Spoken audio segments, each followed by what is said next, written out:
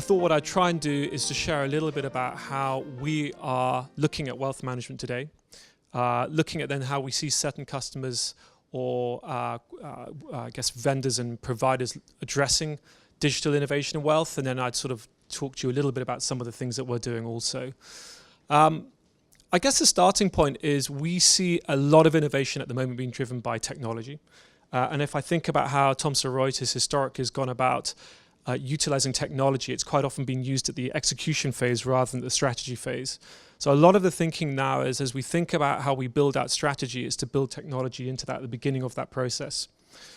And so again, a number of these, I guess, headlines or points all of you will be aware of and are familiar with, but it's kind of just how we think about starting off our plan, which is ultimately, firstly, what are the industry challenges that are driving digital innovation? It's not just happening because the technology is there. We believe there's a driver that is making digital innovation part of the life cycle management of wealth firms are implementing. And I mean, clearly there is a passive trend, which, you know, a number of the publications are talking about from a revenue pressure perspective. We've spoken about regulation already and some of the challenges that does ultimately put on your cost of operation. I think there's clearly some interesting trends and research done also around changing client demographics, both the characteristics of change in Asia and how that's different necessarily to what we see in the United States or Europe. But also we clearly see that there's a significant change in investor preferences and the way that there is a focus around self-directed investments kind of alongside the advisory market. And then finally, there's just new entrants into the market, new providers, new solutions, not always necessarily hitting wealth, but their growth is something which is very interesting and sort of keeping an eye on them. But again, when we then talk about sort of the industry challenges, so how are we thinking about solutions to help, or how should one? And again, when we look at a lot of the research that's produced at the moment, it sort of focuses on some core areas. You know, again, automation of front to back services. So how do we just strip out costs by simply using digital and data transfer to allow processes to be met? When we talk about improving advisor scale, you know, again, there's a lot of research again that talks about robo-advisory and, you know, question marks of the advisor. Again, we see that the fact that the advisor is actually, you know, critical today, and a lot of the innovation we see is really around how do you effectively make the advisor more efficient, more productive, more effective to scale for demand. If you put it another way, if costs of operation are going up, you know, how do you just maintain effectively a strong advisor bench? The overall customer service, I guess, that you would provide a client today. And again, the changes there.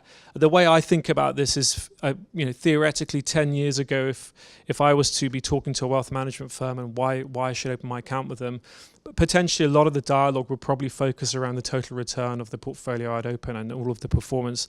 I think now a lot of the focus is around the online services, the customer service overall, the mobile applications. They're all the sort of digital capabilities that look to differentiate your customer experience and customer service. And then finally, digital we see also just simply as a means of expanding product and access channels.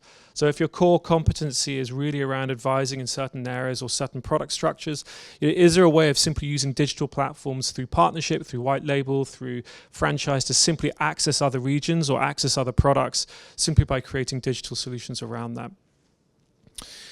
When we then move to what we think the digital platform pillars are, I guess we try to break this down into sort of 5 areas. One is the digital channels themselves. So, you know, the advisor platforms, the investor platforms, mobile solutions. A core area that we see all firms needing to focus around now is really sort of process and integration of data. And again, that, you know, comes back to the heart of the, you know, connectivity of information and data to applications, but also around, you know, the core assets that you hold today and how you utilize them to better serve your client. So again, thinking about things like, you know, we heard the importance of back office platforms and the way they serve the industry, but also how do you then utilize the content in there alongside other content to sort of get more insight on how to serve your customers. There's obviously the CRM focus and a big focus at the moment around how firms could utilize CRM to be more efficient. There are the core banking platforms. And then last but by no means least, it's just the infrastructure today. So again, thinking about the cost of managing infrastructure and software and hardware. What does cloud mean? Are there ways of having agile cloud-based solutions that allow you to innovate or experiment? And if the worst thing that happens is the cost of failure is very low, versus if you were to experiment with a new strategy with a more deployed or heavy infrastructure solution, what would that cost of failure be? So just that kind of ability to scale. What we think is that the solutions will probably focus around platforms that connect and serve digital pillars. So, it's the sum of the parts. It's, again, scaled and accelerated change at lower cost. How do you look at platform or solutions that can ultimately connect these things together? Rather than firms having to think about building these things from scratch, is the technology that can sit across the top. And then finally, it's also the focus about bringing in an independent and best-of-breed solutions yourself. So not having to be wedded to one single solution.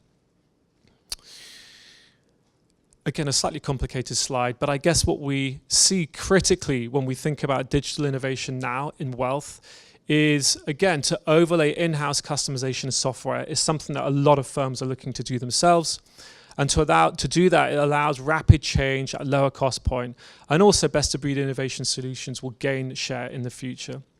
So we see that, again, there's a whole lot of providers of core client content or core information, but the need to have an aggregation layer so that you can utilize that content in the form of a client 360 review, prospecting, client communications, client management, client onboarding, portfolio management, and again, the applications there, and then trading.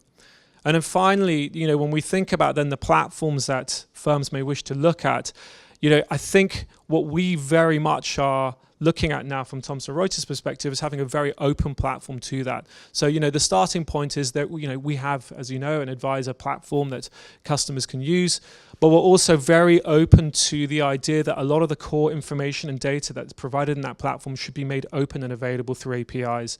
So if you choose third-party platforms, if you were to choose, firms like a Salesforce or whatever, you have the access to the information or the IP and the analytics through that. And then finally, to sort of also think about some of the trading solution ecosystems, solution ecosystems. So, which are the cloud providers and what are the sort of software interfaces that actually can utilize better digital experience? Finally, I'll just highlight kind of how we think about some of the ways that we then line up our services to that, and then I shall jump off the stage quickly.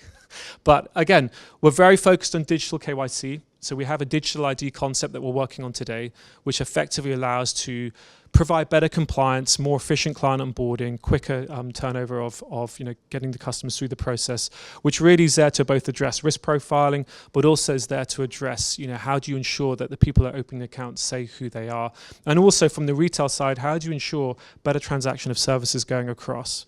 And that's all within digital ID. We truly believe in integrated and aggregated content through a single cloud delivered API and bulk update technology solution, which includes client data. So we believe that providing both market data and client data through one feed or one API drives substantial change in the way you can utilize that into your own platforms. We think that data visualization on a more off-the-shelf basis is just going with the automotive trend. So at the moment, I'm sure some of you have built platforms or built portals where you've had that bespoke solution built. There may well be quite a high upfront cost in doing that. Technology now means that you should be able to buy sort of 85% off-the-shelf completed widgets or components for your platforms without having to take the upfront cost. There is still a drive for more bespoke solution for portals that we support. We're very focused on digital advisor platforms, which is, again, not just our platform, but if you were building your own, what would be the technology, what would be the data, the applications that within that platform? We believe that as firms are looking to scale their own platforms more and to looking to build that both from a professional use case and also private client use case, that auxiliary services like vendor of record become much more important. And again, just how do you utilize technology to do that without necessarily having to wear the distribution cost as the firm?